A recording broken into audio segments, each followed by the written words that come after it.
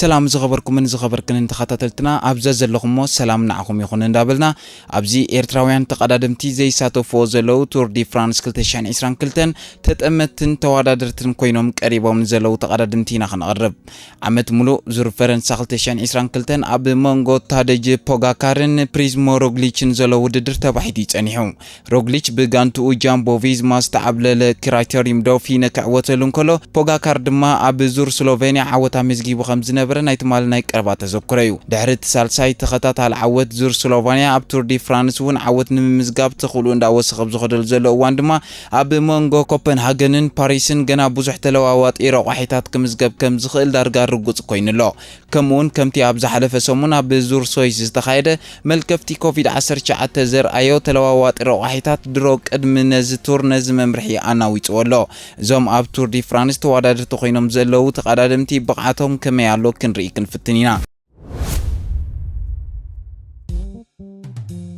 سينما سمري كابيزي رابيزي حيلنا للنور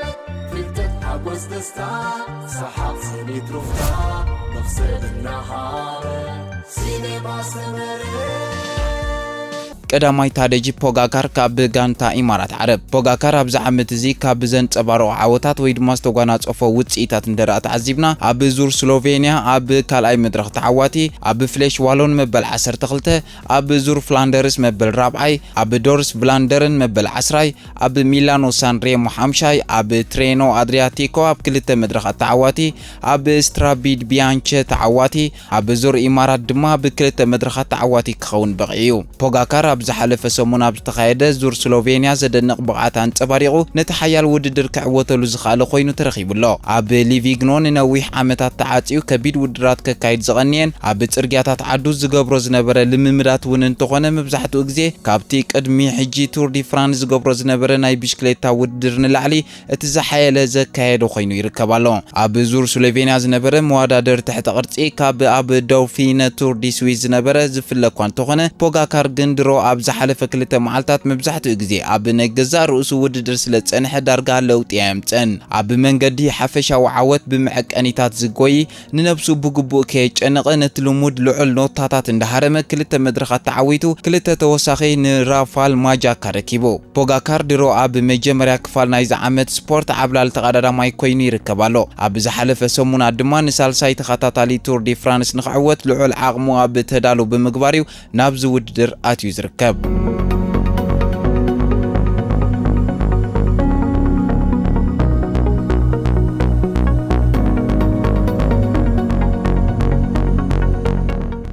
قال اي بريموز روغليچ كاب جامبو فيزما استقدادا مايزون اب 2022 مالت اب زعمت زي اكايدوم كاب زلو ودرات اب كرايتيريوم دولفين تعواتي اب ايتوزيليا باسك كاونت شامناي اب ميلانو سان ريمو مبل 17 اب بي جي دي 9 مبل 37 اب بريسنيس اب قداماي مدرخ تعواتي اب دروم كلاسيك مبل 28 كمون اب فاون اردشين كلاسيك مبل 26 كوين ودر زازيملو ني بوغاكار اب رئيس اب زغبر ودر سعرو زخاله انكو ودها غوريو روغليچ اب ايتزوليا باسك كانتري زغاطمو بدهو بسنك زحرق مهرمتي بركو مستعنقفه ابز توريزم مس بزح سغاتو زقادادم زلو روغليچ اب سيرا نيفيدا نويح دحر مصنح اب داوفينه تمليسو صبق وصيت حيزو صنحيو نكلب جامبو فيزما بعل وعلتا خوين زلو روغليچ دما نخلو سيناريوتات فصوم زقواصاطرو يمسلالو اب فرنسا مس بوغاكار زغبرو وددر بفلاي كاب زور 2022 جميرو اب نحد حدم بوحد ناي نطب للي زوادادرو بمخانم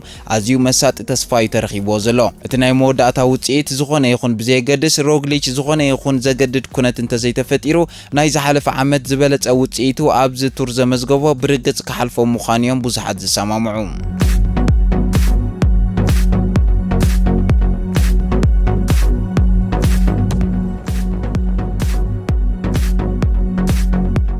ሳልሳይ ዮናስ ቪንገጋርድ ካብ ጃምቦ ቪዝማ ኮይኑ ኣብዚ ዓመት እዚ ካብ ዘሰላሰሎም ውድድራት ኣብ ክራይቴሪየም ዶልፊን ካልኣይ ከምኡውን ኣብ ቀዳማይ መድረክ ተዓዋቲ ኣብ ኢቱዚሊያ ባስክ ካንትሪ ሻድሻይ ኣብ ጂፒ ደናይን 76 ኣብ ትሬኖ አድራቲኮ ካልኣይ ኣብ ድሮም ክላሲክ ተዓዋቲ ኣብ ፋውናርደሽ ክላሲክ ድማ በበል 33 ክዕወት እንከሎ ኣብ ሊጅ ባስቶን ሊጅ ከምኡውን ኣብ ላፍሌሽ ዋሎን ክዛዝም ኣይካልን።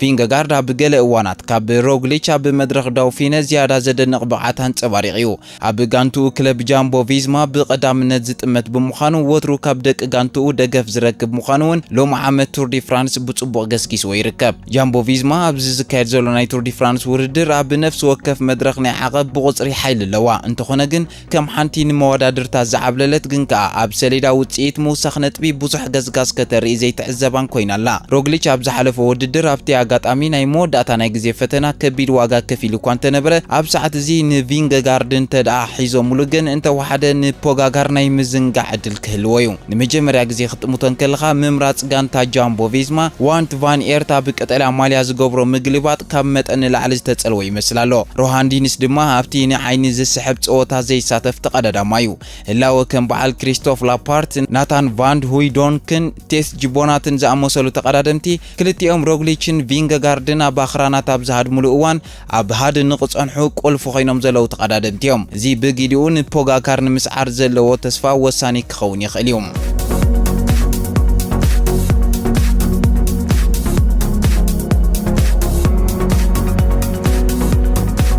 ራብዓይ ዳንኤል ማርቲነስ ካብ ኢኒዮስ ግሬናዲየርስ ዝተቀዳዳማይ ዝውን ኣብ ቱር ዲ ስዊስ ሻምናይ ብምውፃእ ኣብ ሊዮጅ ባስቶን ሊጅ ራብዓይ ኣብ ላፍሌሽ ዋሎን ሓምሻይ ኣብ ኢቱዙሊያ ባስ ካንትሪ ድማ ኣብ ቀዳማይ መድረክ ተዓዋቲ ኣብ ጂፒ ደናይን መበል 29 ኣብ ፓሪስ ኒስ መበል ሳልሳይ ኣብ ቮልታ ኦ አልጋርቭ ሳልሳይ ከምኡውን ኣብ ሃገሩ ሻምፒዮን ኮሎምፒያ ክኸውን ኪኢሉ እዩ። ወላዳ ኣብ ዝወርሒ እዚ መን ከም ዝመርሕን መን ከም ዝዕወት ንጹር እንተዘይኮነ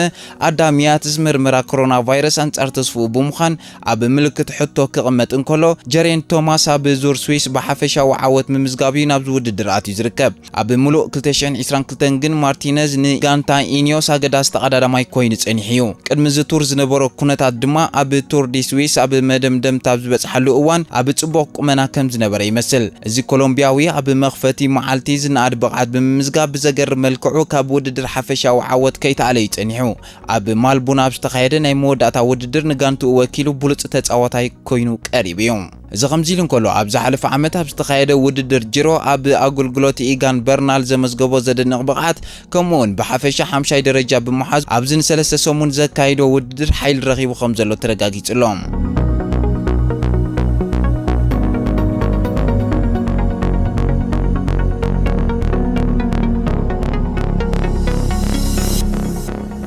ሓምሻይ ቤን ኦክነር ካብ AG2R ሲትሮን እዩ።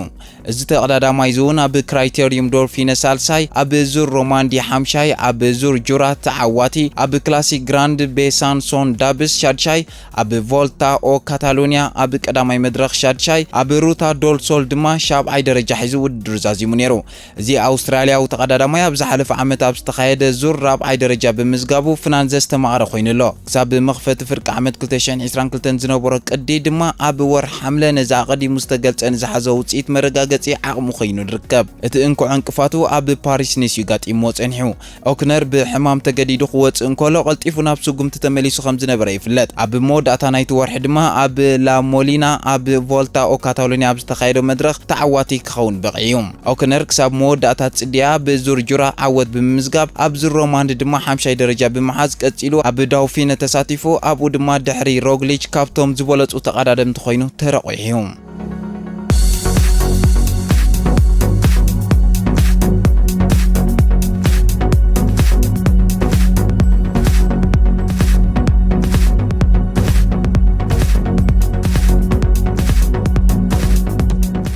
ሻድሻይ ኣሌክሳንደር ቭላሶቭ ካብ ጋንታ ቦራ እዩ። ዝተቀዳዳማይ እውን ኣብ ቱር ዲ ስዊስ ኣብ ቀዳማይ መድረኹ ከውድድሩ ክዛዝም እንተዘይከኣለ ኣብ ዙር ሮማንድ ግን ተዓዋቲ ክኸውን ክኢል እዩ። ኣብ ሊዮጅ ባስቶን ሌጅ መበል 14 ኣብ ላፍሌሽ ዋሎን ሳልሳይ ኣብ ኢቱዙሊያ ባስ ካንትሪ ሳልሳይ ኣብ ፒጂ ማጌኤል ኢንራይን ካልኣይ ኣብ ፓሪስ ኒስ ኣይተሳተፈን ኣብ ዙር ኢማራት ዓረብ ራብዓይ ኣብ ቮልታ ኦ ካሞኒቲያ ቫሌንሺያ ኣብ ቀዳማይ መድረኽ ተዓዋቲ ኣብ ትሮፊያ ፓሊያ ደ ፓልማ መበል 82 ኣብ ትሮፊያ ፓለንሳ ፓርቲ ዲ ኢንትራንክስ ድማ ሳልሳይ ክኸውን ክኢል እዩ። ቭላሶቭ ብሰንኪ ቅድሚ ሕጂ ኣብ ሙሉእ ዓመት ስፖርት ዝሰርሖ ዝነበረ ኣካላዊ ስርሑ ኣብ ዘና ሰላሲልዎን ዘሎ መድረኻት ብጽቡቕ ይቕጽል ኣሎ። እዚ ድማ ካብ ኣስታና ናብ ጋንታ ቦራ ካብ ዝቕይር ንፈለማ እዋን እዩ። ብፍላይ ኣብ ዙር ሮማንድ ዝተረኽበ ዓወት ካልእ ዝላነ ቅድሚት ኮይንዎ ይርከብ። ኣብ ዙር ስዊዝ ኣብ መድረኽ ዘመዝገቡ ዓወት ከምኡውን ኣብ ብጫ ማልያ ንግዚኡ ሒዝዋ ምጽንሑ ንሱ እውን ናብ ቱር ዝነበሮ ኣቀራርባ ብጽቡቕ ግዜ ከም ዘቐመጦ ርኢ ኣሎ። ቭላሶቭ ኣብ ዝሓለፈ ዓመት ጅሮ ራብዓይ ደረጃ ብምሓዙ ኣብዚ ዙር ኣብ ፖዲዮም ናይ ምዝዛም ርኡይ ዓቕሚ ክህልዎ ይኽእል እዩ እንዳተባሃለ እዩ ክዝረበሉ ጸኒሑ።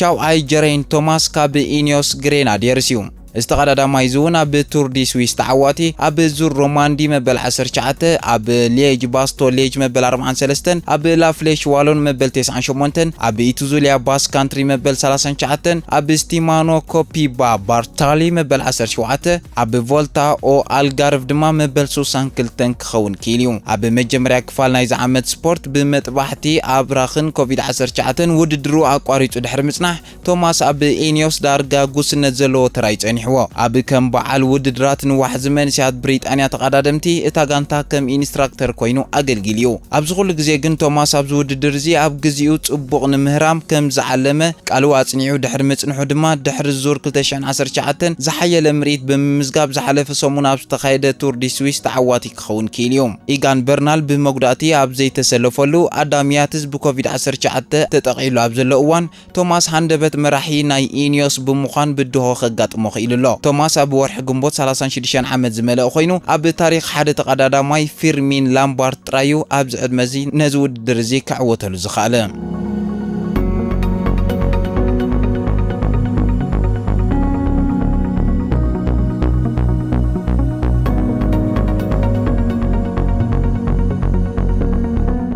ብሻምናይ ደረጃ ዘለው ጃክ ሃይግን ዳሚያኖ ካሩስን ክልቲኦም ካብ ጋንታ ባህሬን ቪክቶሪያስ እዮም። እዞም ተቀዳደምቲ እዚኦም እውን ሃይግ ብዝምልከት ኣብ ክራይቴሪየም ዶልፊን 5 ኣብ ሌጅ ባስቶን ሌጅ መበል 11 ኣብ ላፍሌሽ ዋሎን መበል 41 ኣብ ውድድር ወርቂ ኣምስተል መበል 31 ኣብ ክላሲክ ዶል ሶሎ ድማ መበል 6 ደረጃ ክሕዝን ከሎ ክሩሶ ድማ ኣብ ክራይቴሪየም ዶልፊን ራብዓይ ኣብ ዙር ሮማንዲ 6 ኣብ ሌጅ ባስቶን ሌጅ መበል 41 ኣብ ላፍሌሽ ዋሎን መበል 91 ኣብ ጂሮ ዲ ሲሲሊያ ኣብ ክልተ መድረኻት ተዓዋቲ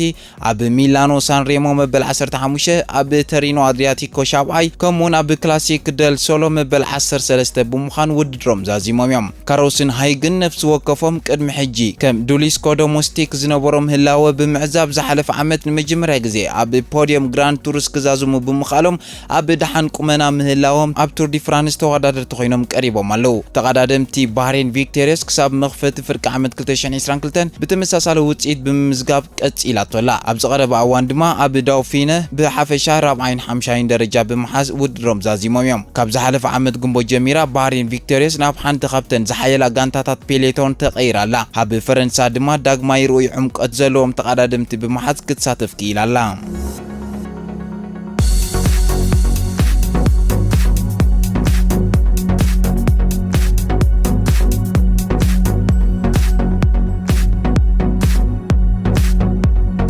እቲ ናይ ሞዳእታ ናይሮ ኪንታና ካብ ኤርኪያ ሳምሲክ እዩ። ዝተቀዳዳማይ ዝውን ክሳብ ሕጂ 2022 ማለት ኣብዚ ዓመት እዚ ኣካይድዎም ካብ ዘለው ውድድራት ኣብ ዲኦክሲታኒ መበል ሻብዓይ ኣብ ቮልታ ኦ ካታሎኒያ ራብዓይ ኣብ ፓሪስ ኒስ 5 ኣብ ቱር ዲ ቫር ተዓዋቲ ኣብ ቱር ዳ ኦ ፕሮቨንስ ድማ ተዓዋቲ ክኸውን ክኢል እዩ። ኪንታና ብመጀመርያ ናይዚ ዓመት እዚ ኣብ ጽርግያታት ፈረንሳ ብተኸታታሊ ክስዓር ድሕሪ ምጽናሕ ብቕዓቱ ንድሕሪት ዝምለስ ይመስል ኣሎ። ኣብዚ ዓመት ጋንትኡ ኣርኪያ ሃምሲክ ናብ ወርልድ ቱር ሚድያ ባብ ዝህደነሉ ዘሎ እዋን ኩንታና ካልእ ቁልጡፍ ብቕዓት ብምግባር ኣብ ዙር ላ ፕሮቨንስ ቱር ዲ ፓቫርን ናይ መድረኽ ዓወታት ኣመዝጊብ እዩ ኣብ ፓሪስ ኒስን ኣብ ካታሎኒያን እውን ጽቡቕ ውጽኢት ከመዝግብ ክኢሉ እዩ እዚ ከምዚ ኢሉ እንከሎ ቫንደር ፖል ኣብ ጂሮ ዲ ኢጣልያ ዘደንቕ ብቕዓት አንጸባሪቑ ኸብቅዕ ኣብዚ እዋን እዚ ብተቐዳደምቲ ቱር ዲ ፍራንስ ተሓየለ እንክመስል ኣብ ሰሌዳ ተሃላለኽቲ ተቐዳደምቲ ክንሪኦ ይከኣልና ኣለና ኣብ ዝመጽእ መደብና ዝኸበርኩም ተኸታተልትና ንቫንደር ፖል ኣጋጢሞ ዘሎ ጉዳይ እንታይ ከም ዝመስል መርበብ ሓበሬታ ስፖርት ገናጺልና ከነቕርበልኩም ክንፍትን ኢና ክሳብ ሽዑ ግን ብድሓን ጽንሑ